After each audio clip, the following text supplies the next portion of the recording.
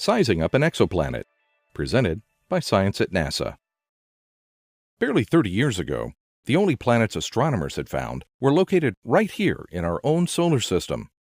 The Milky Way is chock full of stars, millions of them similar to our own Sun, yet the tally of known worlds in other star systems was exactly 0.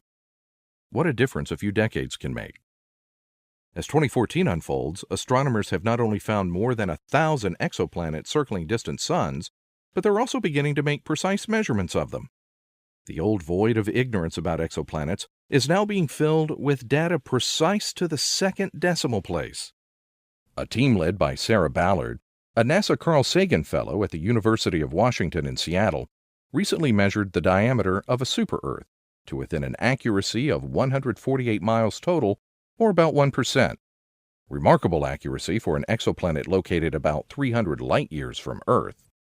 It does indeed seem amazing, says Ballard. The landscape of exoplanet research has changed to an almost unrecognizable degree since I started graduate school in 2007.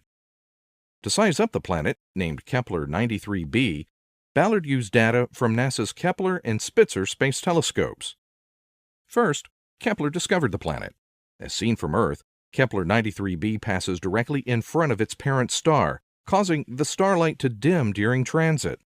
That dimming, which occurs once per orbit, is what allowed Kepler mission scientists to find the planet in the first place. Next, both Spitzer and Kepler recorded multiple transits at visible and infrared wavelengths. Data from the observatories agreed. 93b was really a planet, and not some artifact of stellar variability. Ballard then knew that by looking carefully at the light curve, she could calculate the size of the planet relative to the star. At that point, the only missing piece was the diameter of the star itself. The precision with which we measure the size of the planet is linked directly to our measurement of the star, says Ballard, and we measure the star using a technique called astroseismology. Most people have heard of seismology, the study of seismic waves moving through the Earth. We can learn a lot about the structure of our planet by studying seismic waves, she says.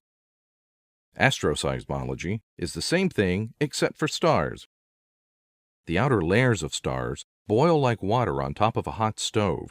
Those convective motions create seismic waves that bounce around the inside of the core, causing the star to ring like an enormous bell. Kepler can detect that ringing, which reveals itself as fluctuations in a star's brightness. Ballard's colleague, University of Birmingham professor Bill Chaplin, led the astroseismic analysis for Kepler 93b. By analyzing the seismic modes of the star, he was able to deduce its radius and mass to an accuracy of 1%, she says. The new measurements confirm that Kepler 93b is a super-Earth-sized exoplanet with a diameter about 1.5 times the size of our planet. Previous measurements by the Keck Observatory in Hawaii had put Kepler 93b's mass at about 3.8 times that of Earth. The density of Kepler 93b, derived from its mass and newly obtained radius, suggests the planet is very likely made of iron and rock, like Earth itself. Although super-Earths are common in the galaxy, none exist in our solar system. That makes them tricky to study. Ballard's team has shown, however, that it is possible to learn a lot about an exoplanet even when it is very far away.